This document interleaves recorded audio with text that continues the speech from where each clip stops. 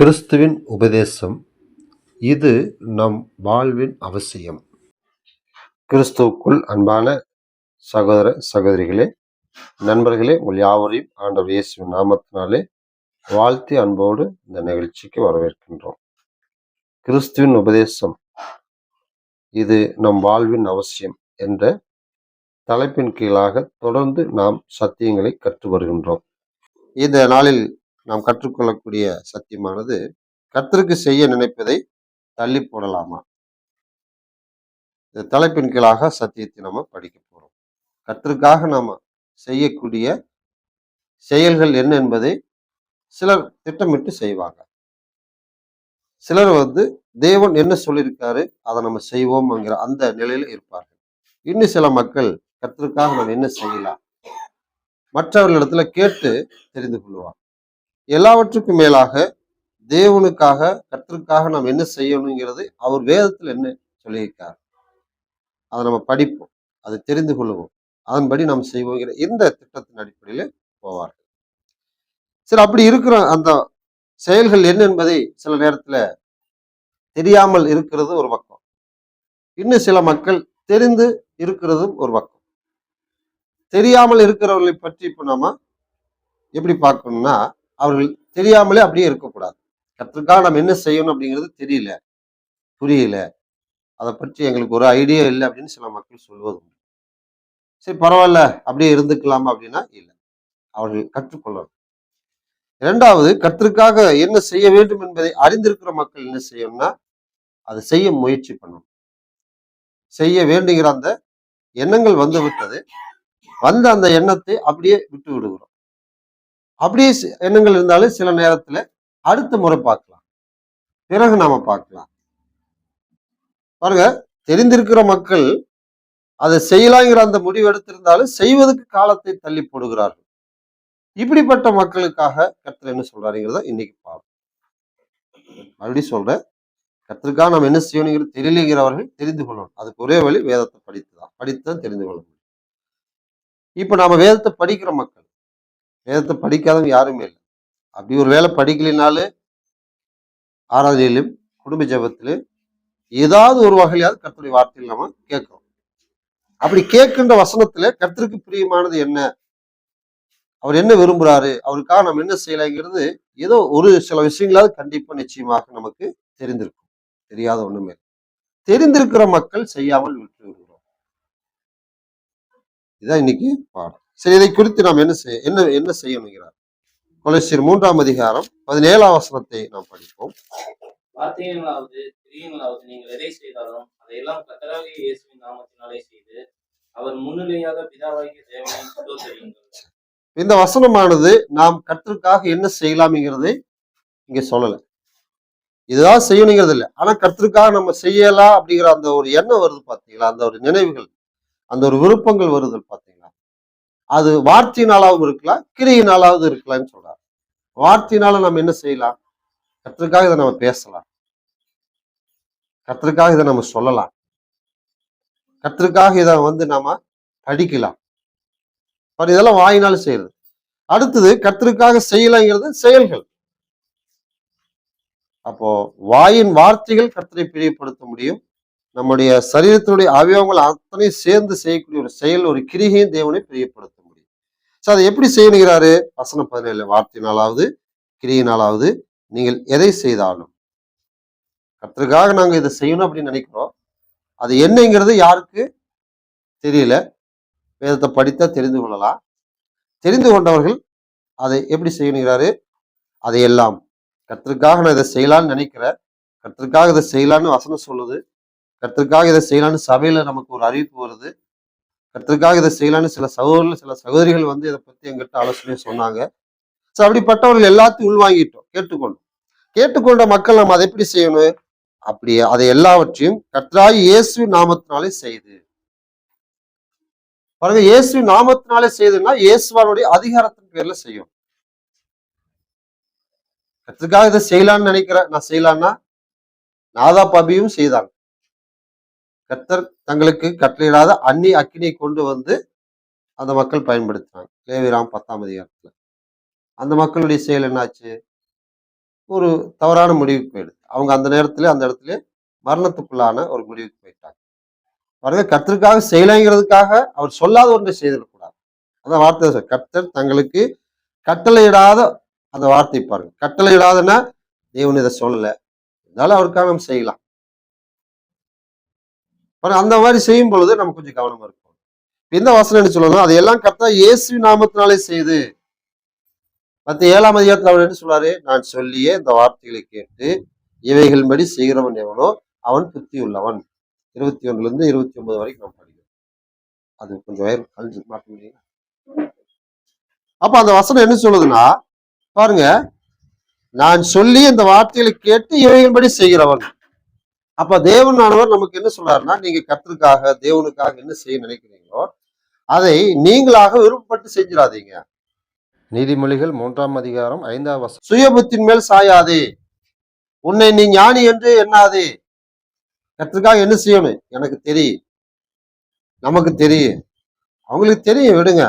சில நேரத்தில் அப்படி சொல்றோம் இல்லைங்களா, அவங்களுக்கு தெரியாதா, நமக்கு தெரியாதா, அவங்களுக்கு தெரிஞ்சிரு இல்ல, அந்த வயசு வந்துட்டுது, அதனால அவங்களுக்கு என்ன கர்த்தருக்கு செய்யணுங்கிறது தெரியும், விட்டுலாம் அப்படிங்கிறோம்.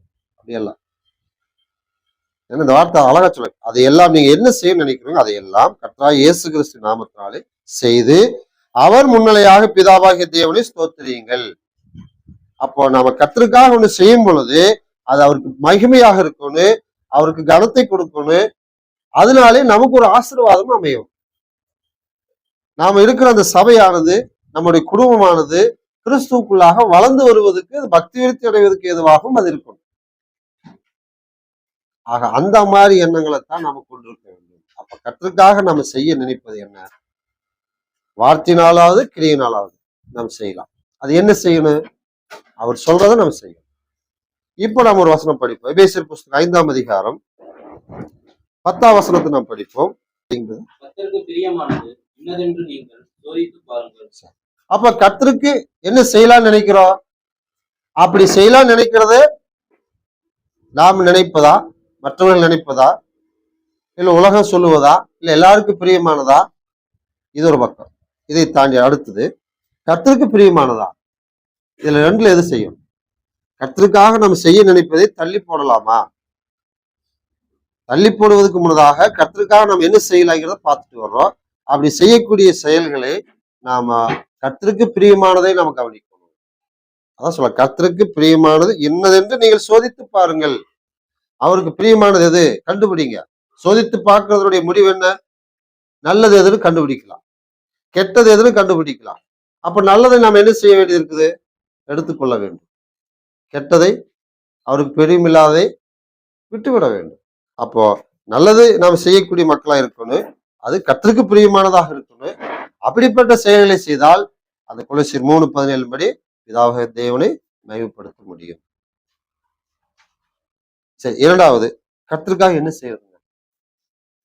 நம்ம ஏதாவது செய்து அவரு வாழக்கூடியவராக இருக்காரா?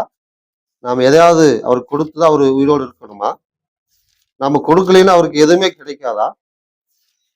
சில நேரத்தில் நம்ம இப்படித்தான் மனுஷங்களை நம்ம யோசிக்கிறோம், ஏதாவது எங்களுக்கு இதை செய்யலாமல்ல அப்படின்னா, ஏன் நாங்க செய்யலைன்னா நீங்க இதை பார்க்க மாட்டீங்களா?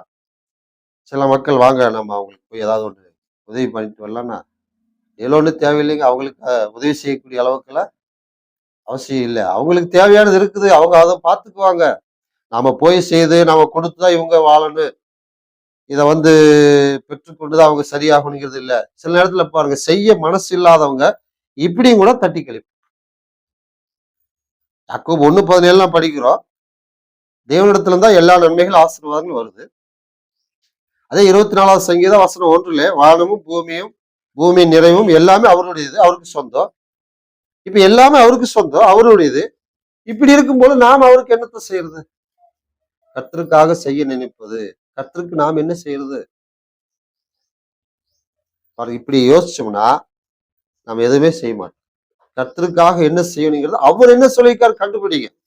அதான் எபேசியர்ல படிச்சு, கர்த்தருக்கு பிரியமானது என்னதென்று நீங்கள் சோதித்து பாருங்கள், கண்டுபிடியுங்கள், அதை தேடுங்க.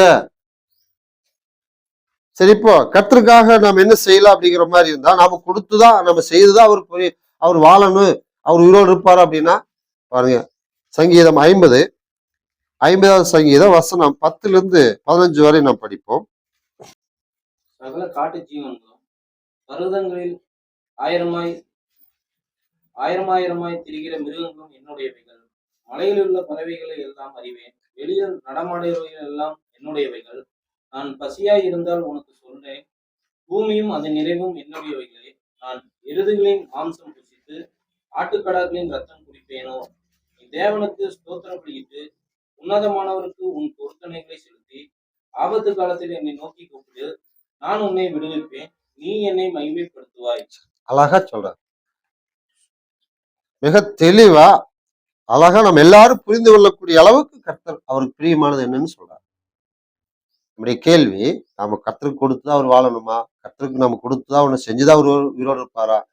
அவர் எல்லாமே உடையவர். அவர்கிட்ட இருந்தா எல்லா நன்மைகள் வருது. நாம கொடுத்துதான் அவர் வாழணுங்கிறது இல்லை. அதனால நாம அவருக்கு ஒண்ணு செய்யணும்னு நினைக்கிறது அது வேஸ்ட். அப்படியே செய்யணும்னு நினைச்சாலும் பார்த்துக்கலாம். நம்ம கொடுக்காட்டியும் கூட அவரால் முடியும். இப்படித்தான் நம்ம நினைக்கிறோம். ஒரு வகையில நாம கொடுத்துதான் அவர் வாழணுங்கிறது இல்லை. உண்மைதான்.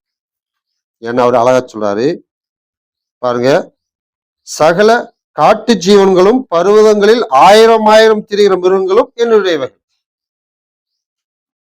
இவ்வளவுதான் சொல்ல, எல்லாமே அவருடையது. மலைகளில் உள்ள பறவைகளை எல்லாம் அறிவேன். வெளியில் நடமாடுகிறவைகள் எல்லாம் என்னுடையவைகள். காட்டுல மட்டுமில்ல, வெளியில் இருக்கிற எல்லாமே. இப்ப பசியா இருக்குது, நாம என்ன செய்யறோம்?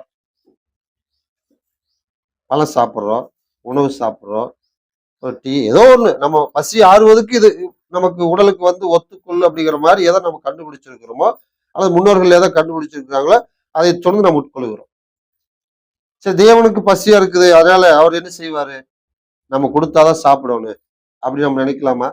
பாருங்க, நான் பசியா இருந்தால் உனக்கு சொல்லேன். ஒரே பரலோகத்துல தேவ பிள்ளைகள் எப்படி இருப்பாரு?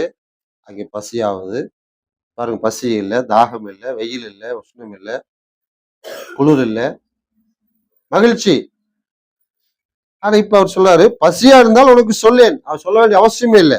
பூமியும் அது நிறைவும் என்னுடையவைகள். அதுக்காக பசியா இருக்குது, நான் மாம்சம் சாப்பிடுவேன்னா அப்படி நம்ம நினைக்கலாமா? தேவன் மாம்சம் சாப்பிடுவார் நினைக்கலாமா? 13 நான் எருதுகளின் மாம்சம் புசித்து ஆட்டுக்கடாக்கள் ரத்தம் குடிப்பேனோ? அப்ப அவருக்கு பசியும் இல்லை, தாகம் இல்லை. அவர் எல்லாமே உடையவர். அவருக்கு இதுதான் வேணும், தண்ணி வேணும், கொடுத்தாகுங்க.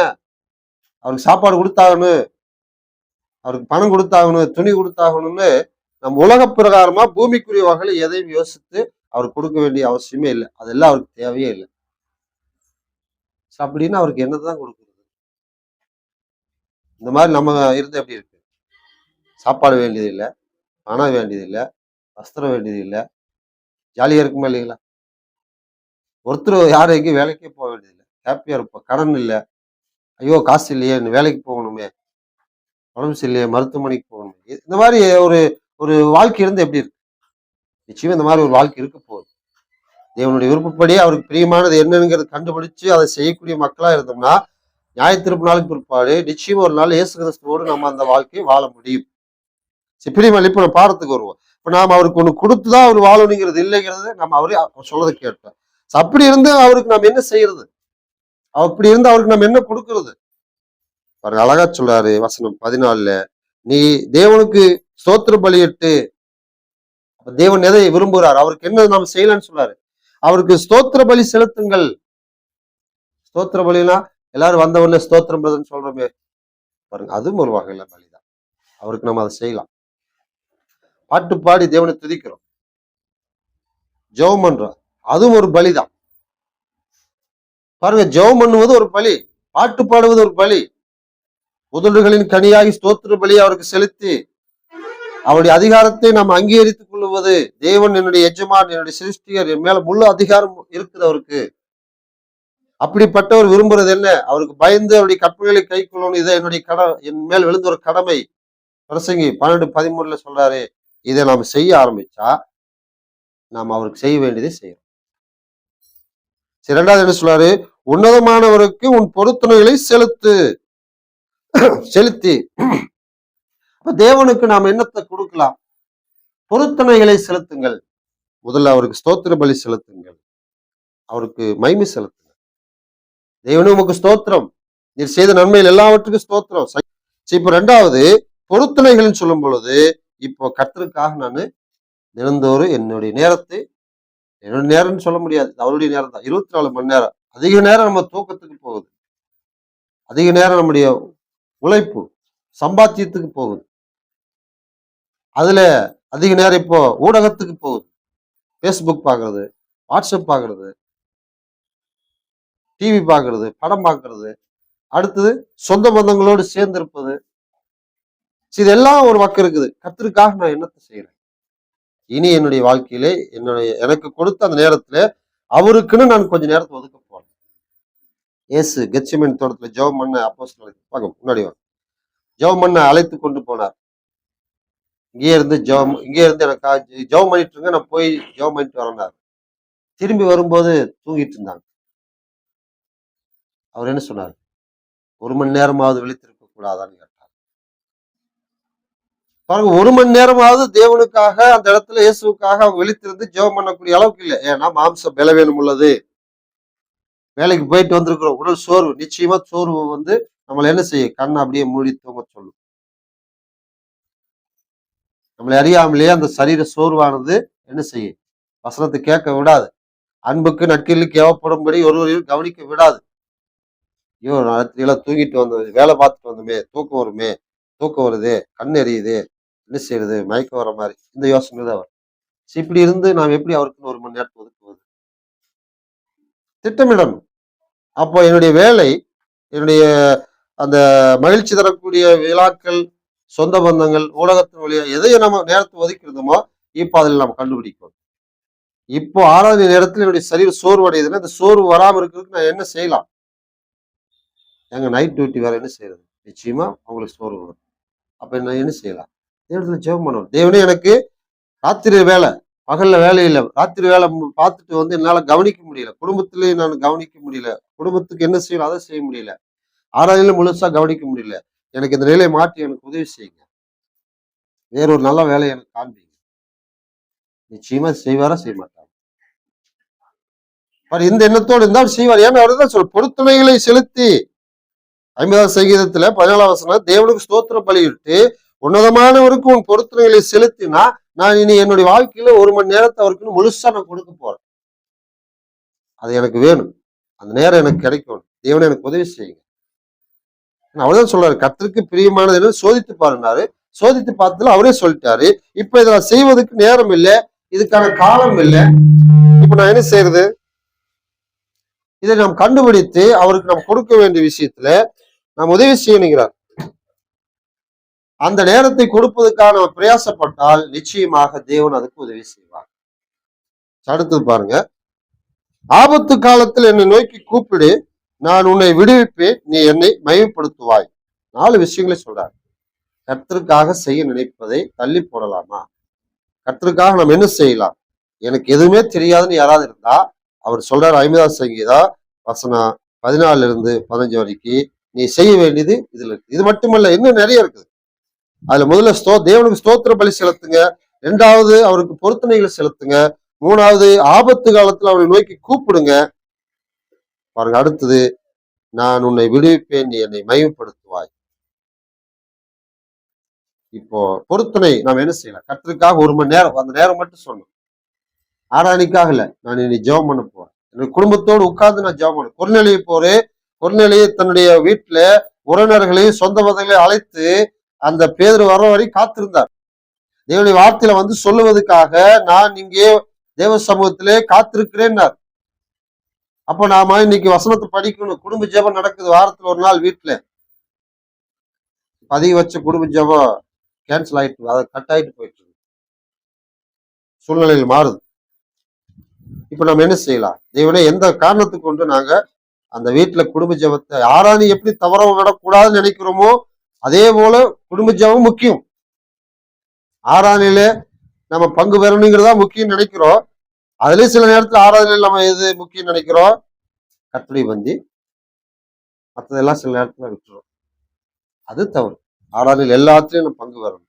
2வது, அது கொர்நேலியை போல நாங்க இங்கே தேவ சமூகத்தில் உட்கார்ந்து தேவன் உமக்கு கட்டளையிட்டவைகள் என்ன, நாங்க என்ன செய்யணும், அவர் எங்களிடத்துல என்ன எதிர்பார்க்காரு, அதை தெரிந்து கொள்ள இங்க நாங்கள் காத்திருக்கிறோம். அப்ப நேரத்தை நம்ம எப்படி ஒதுக்கலாம்? பொருத்தனை. நான் இனி வந்து வாரத்தில் ஒரு நாள் கர்த்தருடைய பிள்ளைகளோடு சேர்ந்து ஆராதனையில முதல்ல கூடி ஆராதிப்பேன். அதே சமயத்துல 2வது வாரத்துல ஒரு நாள் எங்க வீட்டுல குடும்ப ஜெபத்துல நாங்க எல்லாரும் கலந்து கொள்ளுவோம். வேலை இருக்குது, ஆமா வேலை இருக்குது, என்ன செய்யலாம்? எப்ப நமக்கு வேலை இல்லை, நம்முடைய ஜீவன் நம்மளை விட்டு எடுத்துக்கொள்ளக்கூடிய வரைக்கும் வேலை இல்லாம இருக்காது, வேலை இருந்துதான் இருக்கு. அப்ப நம்ம ஒதுக்கணும். அவருக்கு பொருத்தனை செலுத்துவதுன்னா அது இதுதான் நான் சொல்லல, இதெல்லாம் செய்வதற்கான வாய்ப்பு இல்லை. ஊழியத்தை தாங்கலாம். எவ்வளவோ விஷயங்களை நம்ம செலவு பண்றோம், எவ்வளவோ பணத்தை செலவழிக்கிறோம். சில நேரத்துல நம்ம கர்த்தருக்காக ஊழியத்துக்காக காணிக்கை கொடுக்கறதுக்காக நம்ம கொடுத்து திட்டம் பண்ணிட்டு வர்றோம். தனிப்பட்ட வகையில கர்த்தருக்காக பொருத்தனை செய்யலாம். இதுதான் தேவன் சொல்லல, நானும் உங்களுக்கு இதுதான் சொல்லல, எனக்கு சேர்த்த நான் படிச்சுட்டு வரேன். கர்த்தருக்காக நம்ம என்ன செய்யலாம், வாய்ப்பு இருக்குது, கண்டுபிடிப்போம். பொன்னலி வீட்டார் தன்னுடைய வீட்டார் உறவினர்கள் எல்லாரும் வரவழைத்து தேவ வார்த்தையில கேட்கலான்னு காத்திருக்காரு. பேதுருவை அழைத்து கொண்டு வரதான் சொன்னார். சொந்த பதவிகள் எல்லாம் கூப்பிட்டு உட்கார வேணும் அவர் சொன்ன மாதிரி நம்ம படிக்கல. ஆனா அவருடைய இறுதி என்ன சொல்லுது, இதை செய்யலாம், ஏன்னா இது கர்த்தருக்கு பிரியமா இருக்கு. அப்போ நம்முடைய இறுதியை இதை கவனிக்கணும். அதே போல ஆபத்துல நம்ம என்ன செய்யணும், ஆபத்தின உடனே நம்ம பயந்தா வரும். ஆபத்துல நம்ம தேவ நம்பிக்கை இழந்துட்டோம்னா பயந்துடும். பயந்துட்டா நம்ம எதையுமே செய்ய முடியாது. நீங்க என்ன சொல்ல, ஆபத்துல என்னை நோக்கி கூப்பிடு, ஐயோ ஆபத்து வந்துருச்சு, நம்ம என்ன செய்யலாம்? ஆபத்துன்னு உடனே நம்முடைய இருதயமானது சில நேரத்துல அப்படியே பிளாக் ஆயிடும். ஐயோ யார் கூப்பிடுறது, என்ன செய்யறது, ஒண்ணுமே புரியல. அதனால தயவுசெய்து நீங்க கொஞ்சம் வாங்கன்னு யாரோ நமக்கு நெருக்கமானவங்கள ஒருத்தர் வர வச்சுட்டு நீங்க பாத்துருங்க, என்னால ஒண்ணும் புரியல. பயம் வந்து நமக்கு வரும். அது நேரத்துல நம்ம என்ன செய்யலாம்? கர்த்தர் சொல்லுவாரு, அவரை நோக்கி கூப்பிடு. நம்ம சில நேரத்துல தள்ளி போறோம். ஆபத்து வந்த உடனே என்ன செய்யலாம், யாரை கூப்பிடலாம், எங்க போலாம், இந்த யோசிக்கிறோம். ஜெபம் பண்ணலாமா? ஏன்னா வசனம் தான் சொல்லுது, கர்த்தருக்கு பிரியமானது அவருக்கு என்னென்ன கண்டுபிடிங்க. ஆபத்து வருது, ஆபத்துல அவரை நோக்கி கூப்பிடுகிறாரு, அப்ப விடுவிப்பேனுங்கிறார். சும்மா நம்முடைய தேவன் அல்ல. அப்ப தேவனுக்கு பிரியமானது நம்ம என்ன செய்யலாம்? வசனங்கள் நமக்கு என்ன சொல்லுது? ஸ்தோத்திர பலி செலுத்துங்க, பொருத்தனை செலுத்துங்க. 3 விஷயம் அழுத்தமா சொல்றாரு. ஆபத்துல அவரை நோக்கி கூப்பிடுங்க. ஆபத்துல நம்ம சுயபத்தின் மேல சாயக்கூடாது. ஆபத்துல நம்ம நம்பிக்கை இழக்கக்கூடாது. ஆபத்துல விசுவாச குறைவு ஏற்படவே கூடாது. அழகா சொல்ல, ஆபத்துல என்னை நோக்கி கூப்பிடு. அவர் கூப்பிட்டு ஏதாவது சொல்லிட்டாருன்னா, அவருக்கு ஏதாவது வேலை இருக்கு, அவர் எத்தனை பேருக்கு பதில் கொடுப்பாரு, எத்தனை பேருக்கு வேலை செய்வாரு. சரி நம்ம பிறகு கொஞ்சம் டைம் கொடுத்து கூப்பிடலாம், பாருங்க தள்ளி போடுறோம். 24 மணி நேரம் நம்ம அவரை கூப்பிடலாம். உலகமே அவருடையது. அவரை நோக்கி நம்ம ஒருத்தர்கிட்ட நம்ம பேசும்போது இன்னொருத்தர் இடையில பேசுனா நம்மளால கவனிக்க முடியல. கொஞ்சம் தயவு செய்து கொஞ்சம் பொறுமையா இருங்க. இவர் பேசுறாரு முடிட்டு, இப்படித்தான் நம்மளால கவனிக்க முடியும். ஒரே நேரத்துல தேவனை நோக்கி உலகத்தில் உள்ள அத்தனை மக்கள் கூப்பிட்டாலும் அவர் பதில் சொல்ல முடியும், கவனிக்க முடியும். அவர் வல்லமை உள்ளவர். அப்போ நம்ம தள்ளி போடக்கூடிய விஷயத்தை நம்ம கவனிக்கணும். சரி, 2வது கர்த்தருக்காக இன்னும் நம்ம என்ன செய்யலாம்? சில நேரத்துல நமக்கு தெரியாம இருக்கலாம். ஆனா மத்திய எழுதிய சுவிசேஷம் அந்த வசன பகுதியில அழகா சொல்றார். 25ஆம் அதிகாரம், மத்திய 25ஆம் அதிகாரம் வசனம் 35 இருந்து நம்ம படிப்போம். 35 இருந்து 39 வரை நம்ம படிப்போம் ஒரு பகுதி. பசியா இருந்தேன், எனக்கு போஜனம் கொடுத்தீர்கள். தாகமா இருந்தேன், என் தாகத்தை தீர்த்தீர்கள். அந்நியனா இருந்தேன், என்னை சேர்த்துக் கொண்டீர்கள். வஸ்திரம் இல்லாதிருந்தேன், எனக்கு வஸ்திரம் கொடுத்தீர்கள். வியாதியா இருந்தேன், என்னை விசாரிக்க வந்தீர்கள். காவலில் இருந்தேன், என்னை பார்க்க வந்தீர்கள் என்பார். அப்பொழுது நீதிமான்கள் அவருக்கு பிரயோஜனமாக, ஆண்டவரே, நாங்கள் எப்பொழுது உம்மை பசியுள்ளவராக கண்டு உமக்கு போஜனம் கொடுத்தோம்? எப்பொழுது உம்மை தாகம் உள்ளவராக கண்டு உம்முடைய தாகத்தை தீர்த்தோம்? எப்பொழுது உம்மை அந்நியராக கண்டு உம்மை சேர்த்துக் கொண்டோம்? எப்பொழுது உம்மை வஸ்திரம் இல்லாதவராக கண்டு உமக்கு வஸ்திரம் கொடுத்தோம்? எப்பொழுது உம்மை வியாதி உள்ளவராகவும் காவலில் இருக்கிறவராகவும் கண்டு உம்மிடத்தில் வந்தோம் என்பார்கள்.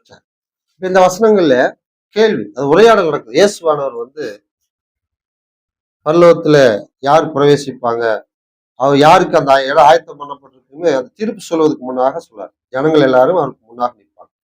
வலது பக்கத்திலும் இடது பக்கத்திலும் மக்களை பிரிக்காங்க. வெள்ளாடு செம்மறியாடு. பாருங்க, வெள்ளாடுங்கிறவங்க ஒரு பக்கம் மக்கள், செம்மறியாடுங்கிறதும் ஒரு பக்கம் மக்கள். ஆனா மேய்ப்பனை வைத்து ஆடுகளை வைத்து நமக்கு ஒரு பாடம் சொல்றாரு. வலது பக்கத்தில் நிற்கிற அந்த மக்கள் செம்மறியாட்டுக்கு சம்பவம் பண்ணும். அவங்கள வந்து பிதாவினால் ஆசீர்வதிக்கப்பட்டவர்களே, உங்களுக்காக ஆயத்தம் பண்ணப்பட்டு ராஜ்யத்தை சுதந்திரித்துக் கொள்ளுங்கிறார். அவங்களுக்கு ஆச்சரியமா எப்படி இந்த மாதிரி ஒரு ஆசீர்வாதம் எங்களுக்கு வருது? அவர் சொல்றாரு வசனம் 35 இருந்து, பசியா இருந்து எனக்கு போஜனம் கொடுத்தீர்கள். இயேசுவுக்கு ஆகாரம் கொடுத்திருக்கிறாங்க சீசர்கள். தேவ பிள்ளைகள் விசுவாசிகள் இயேசுவுக்கு ஆகாரம் கொடுத்தாங்க. இயேசுவுக்கு அவங்களும் அடுத்து கேட்பாங்க. அது அடுத்து கேட்கிறாங்க. ஒண்ணு. ரெண்டாவது கவனிப்போம். தாகமா இருந்தேன், என் தாகத்தை தீர்த்தீர்கள். தண்ணீர் கொடுத்திருக்கிறாங்க. அந்நியனா இருந்த அந்த இயேசுவானவரை சேர்த்து கொண்டதாக அவர் சொல்றார். வஸ்திரம் இல்லாது இருந்தேன், எனக்கு வஸ்திரம் கொடுத்தீர்கள். வியாதியா இருந்தேன், என்னை விசாரிக்க வந்தீர்கள். காவலில் இருந்தேன், என்னை பார்க்க வந்தீர்கள் என்பார். உங்களுக்கு ஒன்றும் புரியல. வசனம் 37, அப்பொழுது நீதிமான்கள் அவருக்கு பிடித்திரமாக, ஆண்டவரே, நாங்க எப்பொழுது உண்மை பசியுள்ளவராக கண்டு உமக்கு போஜனம் கொடுத்தோம். இயேசுவான இப்படி நம்மளை பார்த்து சொன்னாலும் நம்ம அதான் கேட்போம். இயேசு, ஆண்டவரே, நாங்க எப்போ உங்களுக்கு தண்ணி கொடுத்தோம், சாப்பாடு கொடுத்தோம்? நாங்க உங்களை வந்து இந்த மாதிரி ஒரு இடத்துல பார்க்கவே இல்லையே. அடுத்து ஓன சொல்றாரு. அப்படி என்ன சொல்றாரு? அதில் உமக்கு போஜனம் கொடுத்தோம், எப்பொழுதுமே தாகமுள்ளவராக கண்டு உம்முடைய தாகத்தை தீர்த்தோம், எப்பொழுதுமே அநீராக கண்டு உம்மை சேர்த்து கொண்டோம். அவங்களுக்குள்ள கேள்வி. உண்மை எப்பொழுதுமே வஸ்திரமுள்ளவராக கண்டு உமக்கு வஸ்திரம் கொடுத்தோம், எப்பொழுதுமே வியாதி உள்ளவராகவும் காவலில் இருக்கிறவராகவும் கண்டு உம்மிடத்தில் வந்தோம் என்பார்கள். ஏசு சொன்னாரு, நீங்க எல்லாம் இது எனக்கு செஞ்சீங்கன்னாரு. இவங்களுடைய கேள்வி, நாங்க இதெல்லாம் எப்போ உங்களுக்கு செஞ்சோம்? கர்த்தருக்காக நம்ம என்ன செய்யலாம்? தெரியல. தெரியாதவங்க இப்ப தெரிஞ்சுக்கலாம். பாரு, இயேசுக்கு நம்ம தேவனுக்கு இயேசுக்கு தான் சொல்றாரு, அவருக்கு நம்ம சாப்பாடு கொடுக்க முடியும், தாகத்துக்கு தண்ணி கொடுக்க முடியும், அந்நியனா இருந்தாலும் சேர்த்துக்க முடியும், அவருக்கு வஸ்திரம் கொடுக்க முடியும், வியாதி இருக்கும் பொழுது போய் விசாரிக்க முடியும், காவலில் இருந்தாருன்னா அவரை போய் பார்த்து ஆறுதல் சொல்ல முடியும். அவர் எத்தனை விஷயங்கள் இருக்கு? ஏற்கனவே 6 விஷயங்கள், 6 செயல்களை அவருக்கு செய்ய முடியும். அவருக்கு என்ன செய்யறதுன்னு தெரியலன்னா இந்த 5 செய்யலாம். சரி, இந்த 5 செய்யலாங்கிறப்போ இவ்வளவு காலம் தெரியல, இந்த 5 செய்யலாம்னா எப்படி செய்யறது? இப்ப அடுத்து வசனம் 40 வசனம் நம்ம படிப்போம். 40 வசனம் படிங்க. பின்பு அவர் சீசர்களிடத்தில் வந்து 40 அதற்கு ராஜா பிரதியுத்தரமாக, மிகவும் சிறியவராகிய என் சகோதரரான இவர்கள் ஒருவனுக்கு நீங்கள் எதை செய்தீர்களோ அதை எனக்கே செய்தீர்கள் என்று மெய்யாவே உங்களுக்கு சொல்கிறேன் என்பார். அப்ப இயேசுவுக்கு நாம் என்ன செய்யலாம்? தேவனுக்கு நாம் என்ன செய்யலாம்? தெரியலையே. தெரியலன்னு சொன்னவங்க யாராவது இருந்தா இந்த வசனத்துல இருக்கிற 5 விஷயங்களை அவருக்காக நம்ம செய்ய முடியும். இதுக்கு முன்னாடி நம்ம சங்கீதத்துல 3 விஷயங்களை பார்த்தோம். இப்போ இது எப்படி நம்ம செய்ய முடியும்? பாருங்க, என்ன செய்யலாம்ங்கிறவங்களுக்கு செய்வது என்ன செய்யலாங்கிறது தெரிந்து கொள்ள ஒரு வாய்ப்பு கொடுத்தாரு. அது எப்படி நம்ம செய்ய முடியுங்கிறத வசனம் 40ல அதுக்கு ராஜா பிரயத்தனமாக, மிகவும் சிறியவராகி என் சகோதரான இவர்களில் ஒருவனுக்கு நீங்கள் எதை செய்தீர்களோ, சின்ன பிள்ளைகளுக்கு சிறியவரான சகோதரான இவர்களில், உலகத்தார் பத்தி சொல்லல, விசுவாசம் உள்ள பிள்ளைகளுக்கு நாம் ஒண்ணு செய்யும் பொழுது அது யாருக்கு செய்வதா சொல்றாரு? அதை எனக்கே செய்தீர்கள் என்று மெய்யாக உங்களுக்கு சொல்லுகிறேன் என்றார். நம்ம சில நேரத்தில் உதவி செய்யறோம். இது நான் தப்பா சொல்லல, இது சரியில்லைன்னு நான் சொல்லல, வசனமும் ஒரு வகையில் சொல்லுது, இருந்தாலும் நம்ம கவனிக்கணும். இதே கை வச்சுக்கோங்க. யாக்கோபு 1ஆம் அதிகாரத்துக்கு நம்ம திருப்பி, அதாவது இந்த வஸ்திரம் கொடுக்கறது, ஆகார, அந்த வியாதி இருக்கிறவங்க விசாரிக்கிறது, இப்ப இயேசுவான சொன்ன அந்த 6 காரியங்களையும் நம்ம ஒருத்தருக்கு செய்யறோம். இப்ப அது யார் யாருக்கு செய்யக்கூடியவங்களா நம்ம சில நேரத்தில் இருக்கிறோம் அப்படின்னா, யாக்கோபு 1ஆம் அதிகாரம் வசனம் 26, 27 படிப்போம். உங்களில் ஒருவன் தன் நாவை அடக்காமல் தன் இருதயத்தை வஞ்சித்து தன்னை தேவ பக்தியுள்ளவன் என்று எண்ணினால் அவனுடைய தேவ பக்தி வீணாயிருக்கும். திக்கற்ற பிள்ளைகளும் விதவைகளும் படுகிற உபத்திரவத்திலே அவர்களை விசாரிக்கிறதும் உலகத்தால் கரைபடாதபடிக்கு தன்னை காத்துக் கொள்கிறதுமே பிதாவாகிய தேவனுக்கு முன்பாக மாசில்லாத சுத்தமான பக்தியா இருக்கிறது. சரி, அப்ப அந்த இயேசுவானவர் வந்து உதவிகள் செய்ய சொன்னாரு. அந்த உதவிகள்லாம் நேரடியாக செய்ய சொல்லல, தேவ பிள்ளைகள் சகோதரர்கள் யாராவது இருந்தா அந்த சிறியர்கள் யாராவது ஒருத்தருக்கு செஞ்சு அது அவருக்கே செய்யதா சொன்னார். இப்போ வசனம் 26ல தேவ பக்தியானது எதுன்னு சொல்லிட்டார். 27ல திக்கற்ற பிள்ளைகள் விதவைகள் படுகிற உபத்திரவத்துல நாம உதவி செய்யறோம். சில மக்கள் விதவைகளுக்கு திக்கற்றவங்களுக்கு மட்டும் ஒரு பிளான் பண்ணி போயிட்டு இருப்பாங்க. நல்ல விஷயம்தான். சரி, அதே சமயத்துல இன்னும் கர்த்தர்ன்னு சொல்ல பாருங்க, கலாத்தியர் 6ஆம் அதிகாரத்துல நான் படிக்கும் பொழுது அங்கே நம்முடைய உதவிகள், அந்த நற்கிரிகள் எப்படிப்பட்ட மக்களுக்கெல்லாம் செய்யலாங்கிற சொல்றாரு. 6ஆம் அதிகாரம் திருப்பிக் கொள்வோம். வசனம் 9, 10 நாம் படிப்போம். நன்மை செய்கிறதில் சோர்ந்து போகாமல் இருப்போமாக. நாம் தளர்ந்து போகாமல் இருந்தால் ஏற்ற காலத்தில் வருவோம். ஆகையால் நமக்கு கிடைக்கும் சமயத்திற்கு தக்கதாக யாவருக்கும், விசேஷமாக விசுவாச குடும்பத்தாருக்கும் நன்மை செய்யப்படவும். புரியுதுங்களா? அப்ப யாருக்கு அந்த விசேஷ நன்மைகளை செய்யலாம்? மத்தேயு 25 படிச்சோம், என் சகோதரான சிறியவர்கள், இவர்கள் சிறியவர்கள் யாரோ அவங்களுக்கு செஞ்ச எனக்கு செய்து. அந்த வார்த்தை நல்லா சகோதரா, என் சகோதரான இவர்களில் ஒருவனுக்கு. அப்ப தேவ பிள்ளைகளை நம்ம வலியுறுத்த வேண்டும். திக்கற்றவங்க, ஆதரவற்ற பிள்ளைகள் யாரு தெரியல, விசுவாசிகளா தெரியல, விசுவாசம் இல்லாத மக்களா தெரியல, பரவாயில்ல செஞ்சுட்டோம். சரி, அடுத்து கலாத்தியர் நமக்கு என்ன சொல்றாரு? நீங்க அப்படி செய்யற நன்மைக்கு நிச்சயமா உங்களுக்கு பலன் உண்டு, ஏற்ற சமயத்துல அதுக்கான ஒரு அறுவடை கிடைக்கும், சோர்ந்து போகாதீங்க. அதே சமயத்துல ஆகையால் நமக்கு கிடைக்கும் சமயத்துக்கு தக்கதாக 10ஆம் வசனத்துல யாவருக்கும் அந்த ஒரு வார்த்தை சொல்றாரு. யாருக்கு வேணும் நம்ம செய்யலாம். ஆனா விசேஷித்த விதமாக கர்த்தருக்கு நான் செய்ய நினைக்கிறது எது? கர்த்தருக்காக அதை செய்யணும் அப்படின்னா அடுத்து விசேஷமாக விசுவாச குடும்பத்தாருக்கும் நன்மை செய்ய கடவோம். விசேஷத்தமா அங்க யாரை வலியுறுத்துறார்? விசுவாச குடும்பத்தார். ஏதை சொல்றாரு? மத்தியில படிக்கிற 25க்கு வாங்க. 40 என் இந்த சிறியராகி என் சகோதரான இவர்கள் ஒருவனுக்கு நீங்கள் எதை செய்தீர்களோ, சகோதரர்கள் அப்படிங்கிறார். ரத்த சம்பந்தமான மக்கள் தான் சகோதரர்கள். கிறிஸ்துவுக்குள்ளாக ஞானஸ்தானம் பெற்றதுனால நமக்கு ஒரு ரத்த சம்பந்தம் இருக்குது இல்லைங்களா? இங்க இருக்கிறவங்க ஒருத்தர் 2 பேரும் ரத்த சம்பந்தமா இருப்பாங்க. அண்ணன், அக்கா, தங்கச்சி, அப்பா, மக, பிள்ளைகள், மனைவி. மனைவி கூட சில நேரத்துல அது வேறொரு உறவு முறையில இருந்து தான் வரக்கூடிய அத்தை பையன், மாமா பையன் தான் ரத்த சம்பந்தம். இல்லாத இருந்தா திருமணத்தின் மூலியமாக அவங்க ஒரு கணவன் மனைவிங்கிற ஒரு பெரிய ஒரு பந்தத்துக்குள்ளாக தேவன் நினைத்தார். ஆனா நாம யாருமே அப்படி எல்லாரும் ஒரே குடும்பத்துல இருந்து வந்தவங்க இல்லையே. ஆனாலும் நம்ம எல்லாரும் ஒரே குடும்பத்துல தான் இருக்கிறோம். எப்படி? தேவனுடைய குடும்பத்துல இயேசு கிறிஸ்துவின் ரத்தத்தினாலே நம்ம கழுவப்பட்ட மக்கள். இயேசு கிறிஸ்துவின் ரத்தத்தினாலே விலைக்கடையமாக நம்ம வாங்கப்பட்டவங்க. அந்த இயேசு கிறிஸ்துவின் ரத்தம் நம்மள எல்லாரையும் சம்மந்தப்படுத்திச்சு. நீங்க எல்லாருமே சகோதரர்கள். அப்ப நம்ம யாருக்கு செய்ய வேண்டும்? யாருக்கு செய்யலாம். அதுல விசேஷத்தை விசுவாச குடும்பத்தார். ஏன்னா கர்த்தருக்காக நான் செய்யணும்னு நினைக்கிறேன், என்னன்னு தெரியல. அழகா சொல்றாரு, என் சகோதரான இவர்களுக்கு நீங்க எதை செய்யறீங்களோ அது எனக்கே செய்திருங்க. அப்ப நம்ம ஒருத்தருக்கு உதவி செய்யணும்னா முதல்ல நம்முடைய இருதயத்துல யாருக்குன்னு வரணும்? தேவனுக்கு. 2வது அந்த தேவனுக்கு நம்ம எப்படி செய்யறோம்? அவருடைய பிள்ளைகளுக்கு நம்ம செய்யும் பொழுது அது அவருக்கு செய்யணும். அப்ப பிள்ளைகள் அல்லாதவங்களுக்கு நம்ம செய்யும் பொழுது அதுக்கான பலனும் உண்டு. அவருக்கு செய்யுங்க, அதுக்கான நன்மை நீங்கள் ஏற்ற காலத்துல அறுப்பீர்கள்னு அவர் வசனம் சொல்லிட்டார். ஆனா இதை விசேஷித்த விதமா இருப்போது நம்ம விசுவாசம் உள்ள குடும்பத்தாரை முதல்ல வைப்போம். உதவி செய்யணும்னா முதல்ல விசுவாசம் உள்ள பிள்ளைகள் யாருக்காவது தேவைப்படுதா? சபைக்கு ஏதாவது தேவைப்படும், இதை முதல்ல பார்க்கணும். 2வது பரவாயில்ல, சபைக்கு இப்போதைக்கு தேவைப்படல, சபையில் இல்லாத ஒருத்தர் நம்மளை தேடி வந்துட்டார், என்ன செய்யலாம்? இல்ல சபைக்கு ஒண்ணு சொல்லியிருக்கிறாங்க, நான் இங்கதான் போவேன் அப்படின்ட்டு வரக்கூடாது.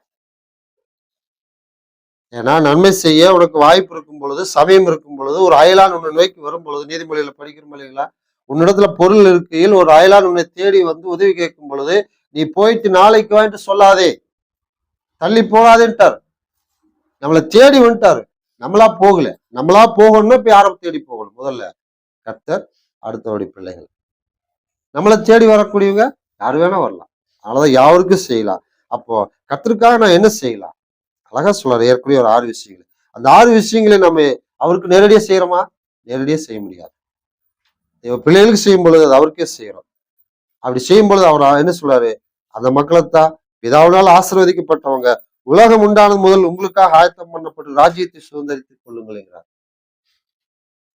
கர்த்தருக்காக நம்ம செய்யும் பொழுது அதை எப்படி செய்யலாம்? சோதித்து பார்க்கணும். சோதித்து பார்க்கறது கண்டுபிடிங்க. கண்டுபிடிக்கும் பொழுது அவர் யாருக்குன்னு அடையாளப்படுத்திட்டார். அடையாளப்படுத்தினவரு அதை நீங்க எப்படி செய்யலாம்னு சொல்லிட்டார். அப்படி செய்யும் பொழுது அதுக்கான பலன் என்ன? ஏற்ற சமயத்துல உங்களுக்கு அறுவடை. அறுப்பீர்கள்னா நமக்கு தெரியும், எதை நம்ம விதைக்கிறோமோ அதை அறுப்போம். சோர்ந்து போகாமல் நற்கிரிகளை செய்வது அது ஒரு விதை விதைப்பதற்கு சமம். நல்ல நிலத்துல விதை விதைச்சாச்சு, தேவன் அதுக்காக நல்ல மழையை கொடுத்துட்டாரு. நாம அதுக்கான பாதுகாப்பு செய்வதற்கான ஞானத்தை, அறிவு, தேவையெல்லாம் கொடுத்துட்டாரு. ஒரு 6 மாசம் ஆச்சு. எப்படி இருக்கு? நம்ம விதைச்ச விதை அப்படியே விளைச்சல் அப்படியே இருக்கு. பார்க்கும்போது அப்படியே மகிழ்ச்சியா இருக்கு.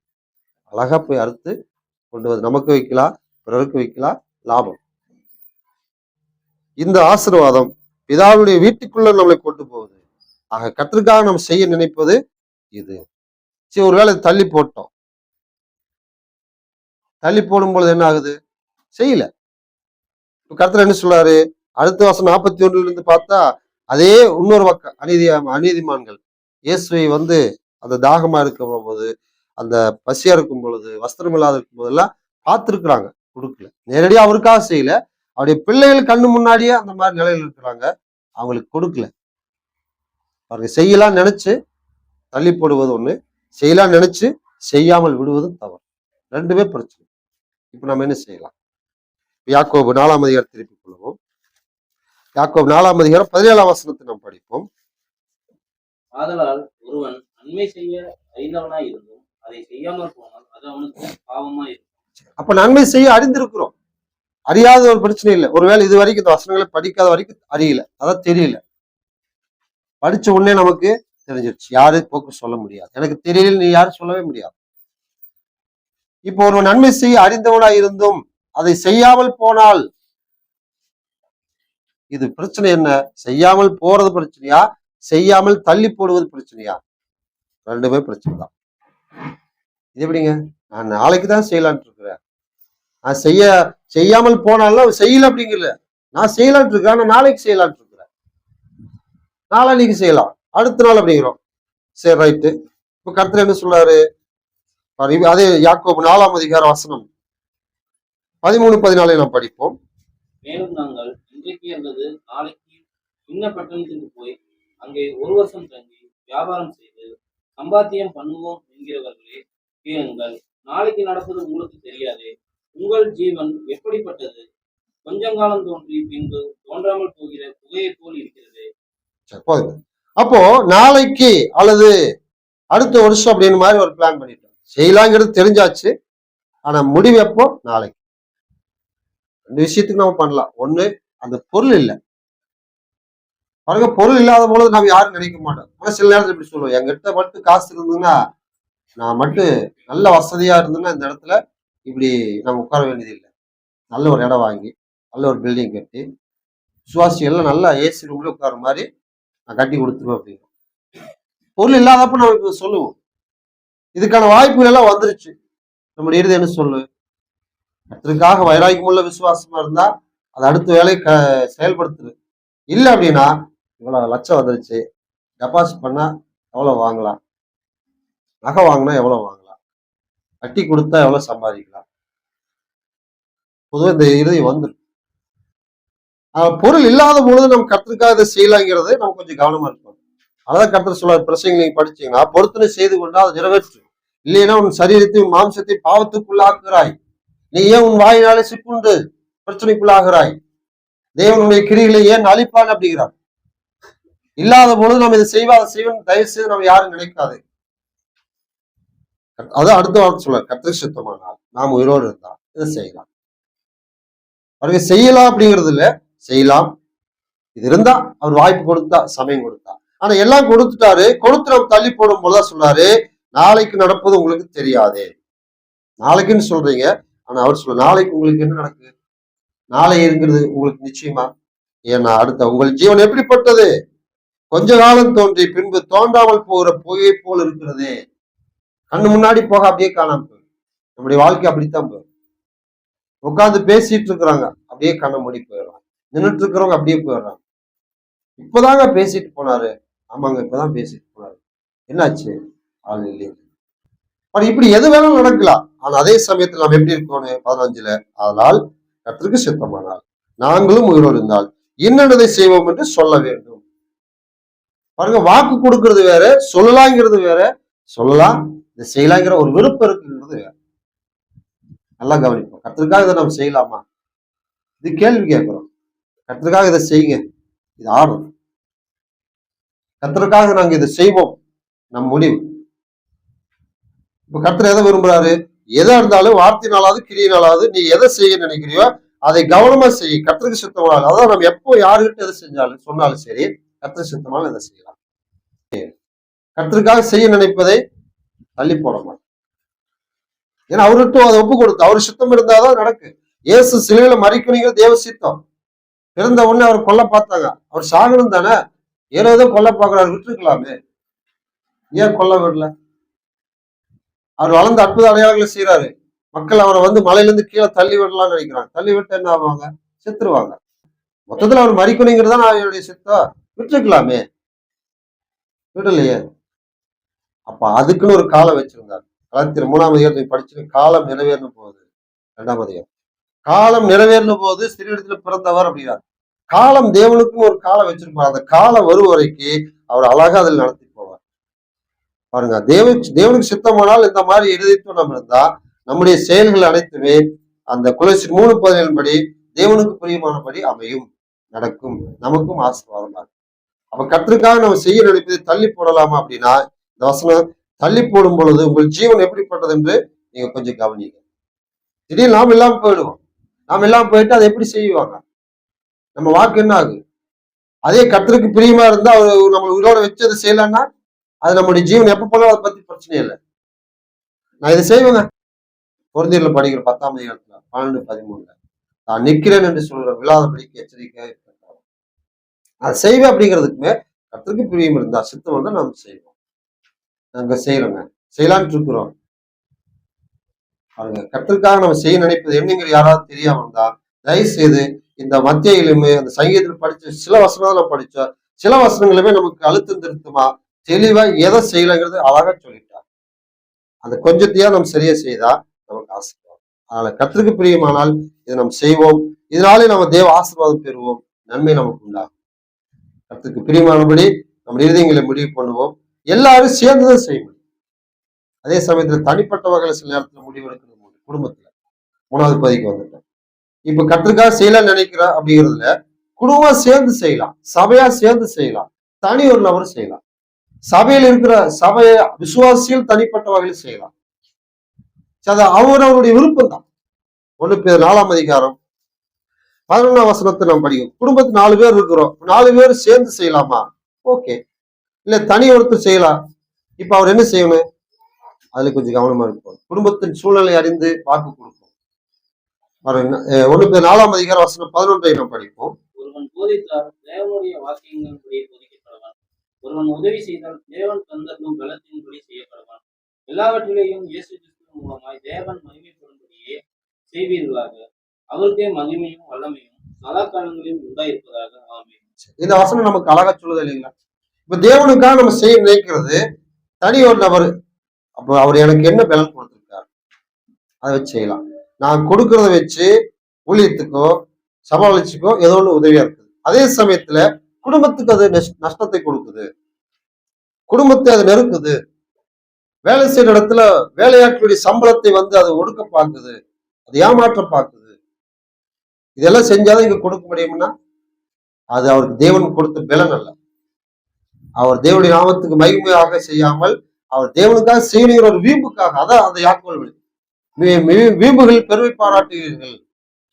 அது செஞ்சாவே வாக்கு கொடுத்துட்டேன், இது நான் செய்ய வேற யாரும் செய்வாங்க, யாரும் செய்ய விட மாட்டேன். அது வீம்பு பெருமை. தேவன் உனக்கு என்ன பலன் கொடுத்திருக்காரு?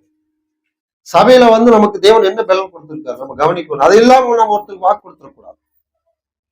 குடும்பம் சேர்ந்து நம்ம ஒண்ணு செய்யலாங்கிறோம். அப்ப குடும்பத்தார் எல்லாரும் உட்கார்ந்து பேசும் பொழுது நிச்சயமா பொருளாதாரத்தை மயமா வச்சு திட்டம் பண்ணுவாங்க. அப்ப கர்த்தருக்காக நம்ம என்ன செய்யலாம்? அழகா சொல்லினார். அதை நம்ம செய்ய யாருக்கு செய்யலாம்? அவருடைய பிள்ளைகளுக்கு நம்ம செய்யும் பொழுது அவருக்கு நாம் செய்யலாம். அப்படி செய்வதில் வந்து நாம தனிநபர் செய்யலாமா? செய்யலாம். குடும்பம் செய்யலாமா? செய்யலாம். சபையா சேர்ந்து செய்யலாமா? செய்யலாம். எல்லாத்துக்கும் தேவன் என்ன பலன் கொடுத்திருக்கிறோம் அந்த பலத்தின்படி செய்ய வேண்டும். அந்த பலன் நமக்கு இருக்குதான்னு நம்ம கண்டுபிடிப்போம். அந்த பலன் யார் கொடுப்பாங்க? தேவன் தான் கொடுப்பான். தேவனத்துல நம்ம கேட்கணும். தேவனே உமக்கு பிரியமானது என்னதுன்னு நாங்க சோதித்து பார்க்கணும், அதை செய்யணும் அப்படிங்கிற அந்த விருப்பத்தோடு நாங்க ஜெபிக்கிறோங்கிற ஜபத்தை முதல்ல வைங்க. நிச்சயமா இதுக்கான பலன் கிடைக்கும். நமக்கு எல்லாருக்கும் சொல்லலாம். அந்த இறுதித்தோடு நம்ம செயல்படுவோம். தேவனுக்கு பிரியமானதை செய்ய எதுன்னு கண்டுபிடிப்போம். கண்டுபிடித்ததை நம்ம செய்வதில் தள்ளி போடாமல் செய்வோம். அதுக்கான காலங்கள் சமயங்கள் நமக்கு இப்போ அது வாய்ப்பு. அடுத்த முறை நமக்கு இல்லாம போகலாம். அதனால அந்த பிரச்சனை நமக்கு வேண்டாம். தேவ சமாதானம் ஆசீர்வாதமோடு இருப்பதாக ஒரு கவனத்தை நடி சொல்லும் செய்தியத்தோடு முடித்துக் கொள்கிறேன்.